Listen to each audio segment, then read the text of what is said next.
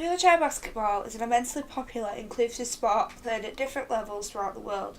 The game of wheelchair basketball is undoubtedly fun, but it requires a lot of skills to be able to play, and high stamina is needed to keep up with the fast pace of the game. Wheelchair basketball was first introduced in 1944 by a neurologist called Sir Ludwig Guttmann. He created a rehabilitation programme for injured soldiers in the war and adapted existing sports to use wheelchairs. Guttmann adapted netball so that it could be played in a wheelchair, incidentally naming it wheelchair netball, and this is what created the idea for wheelchair basketball. Neurologist Sir Ludwig Guttmann then created the Stoke Mandeville Wheelchair Games that hosted a variation of disability sports in 1947. A year later, the sport of wheelchair netball was played as a competition at the Games. It wasn't until 1956 that wheelchair netball was developed into the game we love and know today as wheelchair basketball, when Great Britain competed in the Stoke Mandeville Wheelchair Games against the Netherlands. The sport became more recognised in 1973 when the governing body for wheelchair sports, the International Stoke Mandeville Games Federation, created a section for wheelchair basketball. In 1989, the section was reformed and renamed as the International Wheelchair Basketball Federation. Sheffield Steelers are a national wheelchair basketball club. They have 8 different teams in the 2017-2018 season, and I joined them at the Princess Royal Spinal Injuries Unit at the Northern General Hospital to talk to some of their players who play or have played in different leagues and divisions. My name's Charlie. I've played wheelchair basketball for 12 years now, and I currently play for Sheffield Steelers in the First Division South, and I'm also a first year student at Leeds Trinity. Does basketball make a difference to your everyday life, and how does it do this? I'd say it definitely does, because especially in terms of like the amount of time that I've got, because I always try and train 3-4 times a week, so it's like balancing my time, balancing all the uni work and training and making sure that I keep fit as well. That's what I'd say it make a difference in my life, really. I also spoke to Matty, a Division 3 player, and asked him what he liked most about wheelchair basketball. I like playing like different teams from all around the country to see how you can compete against people your age. Even though wheelchair basketball is becoming even more popular, there is still a massive misconception, which is that only players with a disability can participate in the sport. This is false. Both able-bodied individuals and disabled individuals can participate in the sport. There is a classification system in place to make the sport fair. So basically it's on a scale of 1 to 5, and say 5-point players are able-bodied, so you can have one of them on the team at a time, like on the court, and then like 1-point players are like the most severely disabled, so that could be like someone that's like paralysed. The question which is most asked when somebody watches the sport of wheelchair basketball is, how on earth is the game played? Truthfully, wheelchair basketball is a lot similar to running basketball than you may think. The basketball court in both sports is the same, and the hoop is still 10 foot high. Obviously, the major difference between running basketball and wheelchair basketball is that a wheelchair is used. A sports wheelchair is different from a daily wheelchair. Sports wheelchairs can vary in design and price depending on the position the player has in their team and their points. I discussed with some players the cost of a sports wheelchair and how long it can take a player to get their own chair. It can range from 3,500 to near, I think it goes up to nearly 6,000 now. Some of the new standing chairs go up to. And it took me to get mine, it took me a good couple of years just to get mine. I played the sport for 3 years before I even got my own wheelchair. We also discussed whether it is easy to obtain funding for a sports wheelchair. For some people who don't have the financial backing, like say if don't have it from their parents, then yeah, because you need to go out to other places to find that, like I did for my first one. But of course, like all sports, wheelchair basketball has rules within the 4 quarters that are 10 minutes long. Joe Worrell, a Great British wheelchair basketball official, explains some of the basic rules. What made you want to start refereeing in wheelchair basketball?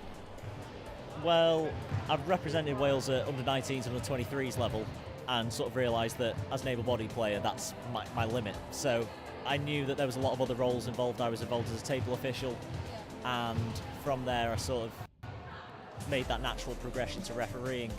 Got sent on a camp as an official, the Youth Sports Trust National Talent Camp, and then from there did a course within the month and then started refereeing. Could you explain some of the basic rules of wheelchair basketball? So some of the basic rules, like the court markings are all the same, baskets are the same as running basketball.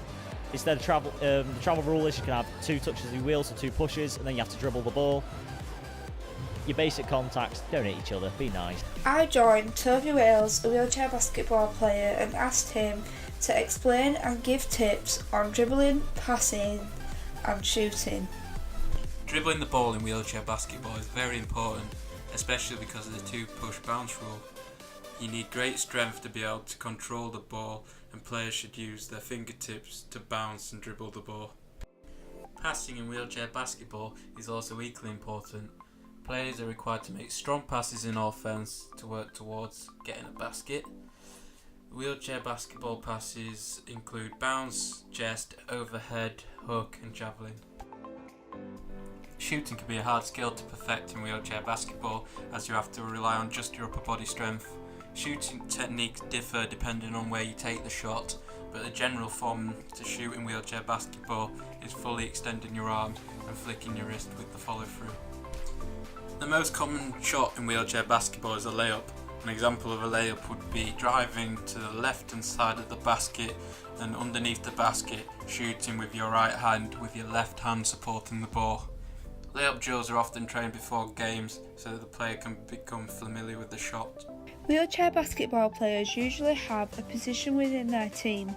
The common positions are forward, centre or guard.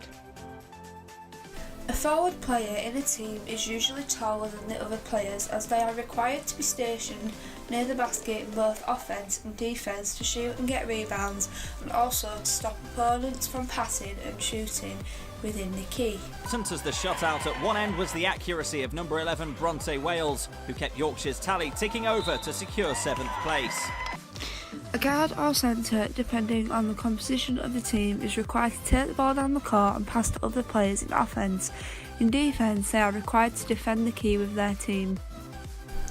Also, another main role for a guard in offence is to pick for the forwards so that the forwards can have a higher percentage shot in the key. In opposition, the team is required to take the ball down the court over the halfway line within 8 seconds. They cannot take the ball back into their own half of the court. If they do that, this is known as a backcourt violation. They have 24 seconds before turnover to gain a basket. There are a few offensive techniques that players can use. Picking is an offensive technique that is used so that it prevents defensive players getting back to the basket they are defending and setting up a defensive stance. By doing this, it allows the offensive team to outnumber the defensive team, as they will have 1 or more players if the pick is done correctly.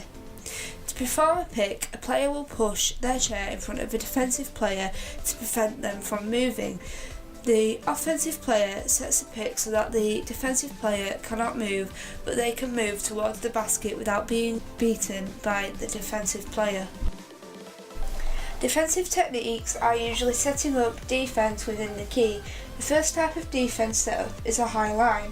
This is where the 5 players on the defensive side will create a strong line of defence close to one another so that opposition players cannot get through. Each player should mark another player on the opposite team and move towards the player and stop their chair from getting into the key and shooting. Players want to keep their big wheel to their little wheel, which in technical terms is their axle to caster. There are more than 79 wheelchair basketball clubs in the UK that incorporate these skills and rules. However, within clubs there is a wheelchair basketball coach.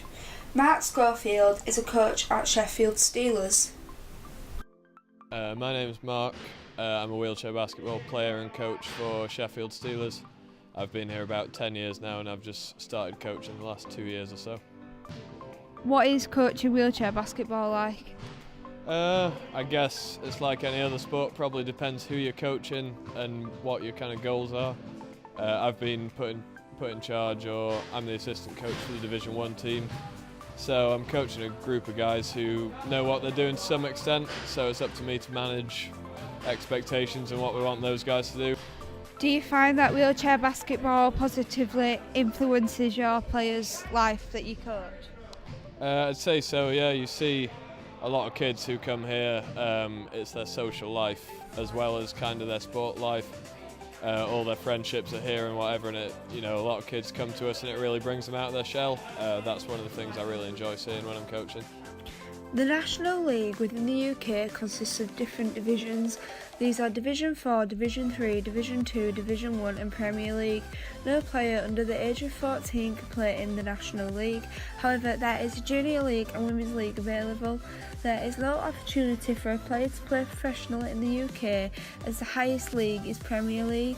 Players only have the opportunity to play professionally if they are selected for Team GB. Team GB are currently training for Tokyo 2020.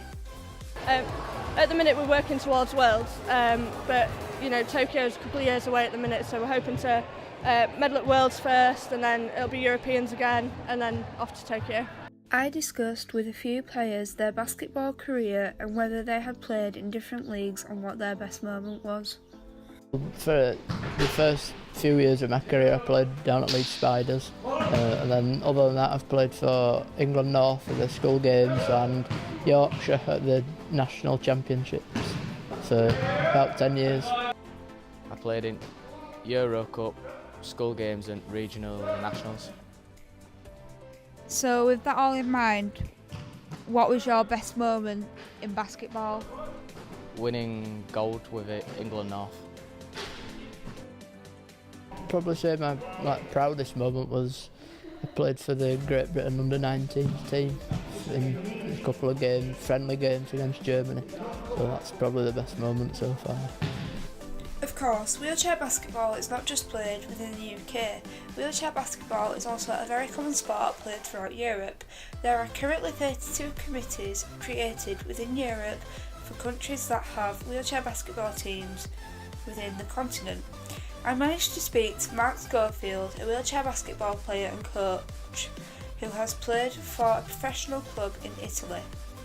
So the teams you play for out there spend all week preparing for a game. They have the other guys from the squad go and watch other teams, plan the games, stuff like that. So it's a big setup. There's a lot of pressure, but it's a great environment to be in.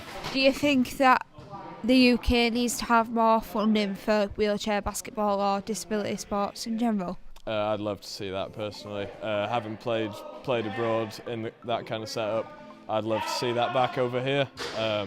I think that could be great for the league over here in terms of taking the next step in terms of quality.